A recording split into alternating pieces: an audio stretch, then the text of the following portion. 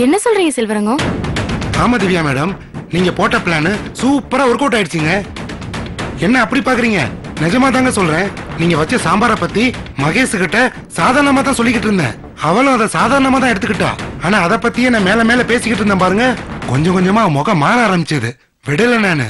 திரும்பவும் அதை பத்தி பேசின பாருங்க, சட்டனிய பேச்ச நிறுத்தி என்ன பெரிய சாம்பாரு, நான் ஒரு நாள் சாம்பார் வைக்கிறேன், சாப்பிட்டு பார்த்து எப்படி இருக்குன்னு சொல்லுங்கன்னு சட்டனி எந்திரிச்சு உள்ள போயிட்டா. அவ முகத்துல ஒரு அருளே இல்லைங்க. எப்படி இருக்கும்? அவ அருளை இறக்கத்தானே இந்த பிளான் எல்லாம். என்னங்க திவ்யா மேடம், நான் ஒன்னு சொன்னா கோவப்பட மாட்டீங்களே? கோவம் வராத மாதிரி சொல்லுங்க. என்ன பத்தி இல்ல, எங்க அக்காவையும் மாமாவையும் பத்தி இல்ல. ப்ளீஸ் திவ்யா மேடம், நான் சொல்றத கொஞ்சம் கேளுங்க. என்னால உங்களை விட்டு போக முடியாது.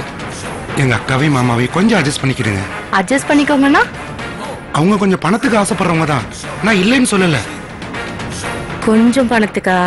ஐயோ, நம்ம 2 பேரும் ஒன்னா சேரணுங்கிறதுக்காக தானே அவங்க 2 பேரும் பாடுபடுறாங்க. ஆமா, நம்ம 2 பேரும் தெய்வீக காதலர்கள். இந்த ஊர் உலகமே நம்மள எடுத்து போராடுது.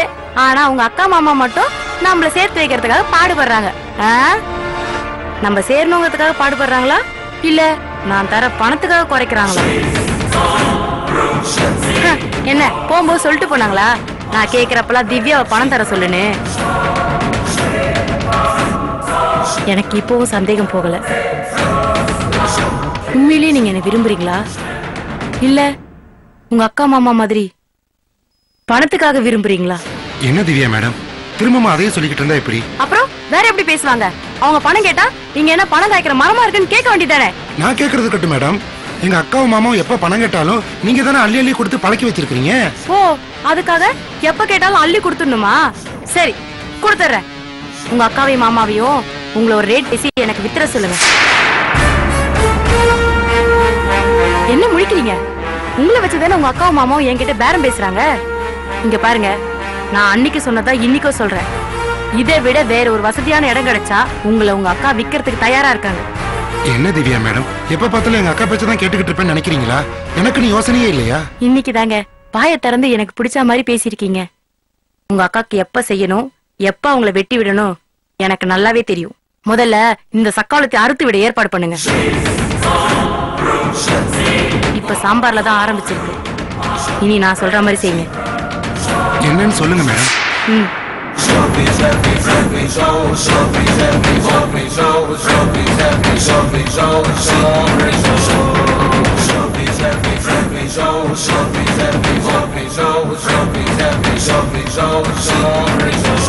அவகிட்ட எது பேசினாலும் என்ன சம்பந்தப்படுத்தியே பேசுங்க.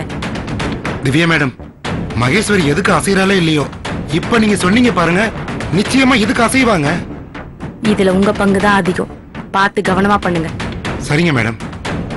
கூடிய சீக்கிரமே அவ தலைதறிக்க ஓடணும். பஞ்சாயத்துக்கு அவங்க வீட்ல இருந்து ஆள் இங்க வரணும்.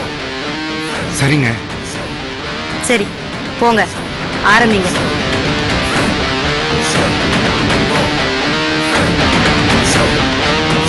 வந்துருவாங்க, காரணத்துக்குள்ள வந்துருவாங்க. ஓகே, சரி வாங்க ஜெயசூர்யா. வணக்கம்.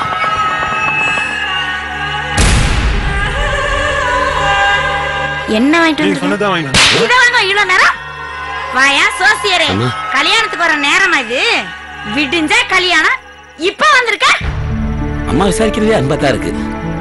பிள்ளை ஊட்டி எல்லாம் விட்டுட்டு வர்றது. ஏன் அதுகளை கூட்டிட்டு வரலையா? இல்லம்மா, அதுகளுக்கு வீட்டுல கொஞ்சம் வேலை. சரி விடு, அதுக வந்து என்ன பண்ண போகுது? வந்த அலைச்சல் தானே. அம்மா, சம்மந்தி அம்மா இங்க இருக்காங்க. அதுகளுக்கு என்ன அந்த உள்ளதே இருக்குங்க. போய் 2 வார்த்தை பேசிட்டு வந்துட்டுமா? பேசு பேசு, பார்த்து நடந்துக்க சொல்லு. ஏமா, எதுவும் பிரச்சனையா? பிரச்சனை வந்துடக்கூடாதுன்றதுக்கு தானே சொல்றேன், புரியுதா?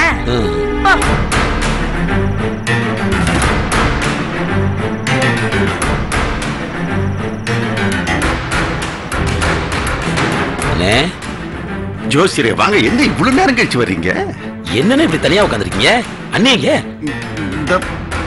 வாங்க.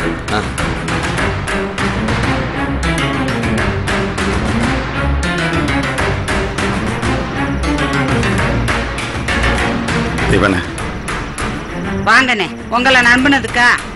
ஏய், ஏண்டி நீ சும்மா இருங்க. உங்களை நம்பினதுக்கு இப்படியா கோர்த்து விடுவீங்க?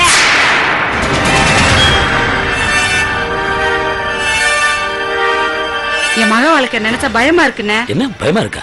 என்ன நீ? ஏங்க இவங்க கொஞ்சம் கூட பயம் இல்லாம இருக்காங்க. யாரு? மாப்பிள்ள விடா? பின்ன அடுத்த வீட்டு ஆளவா சொல்றேன். ஊன்னா கைய வாங்குறாங்கண்ணே. என்னண்ணே மாப்பிள்ள உங்களை அடிச்சு விட்டாரா? அதுக்கு வாய்ப்பு இருக்குங்க.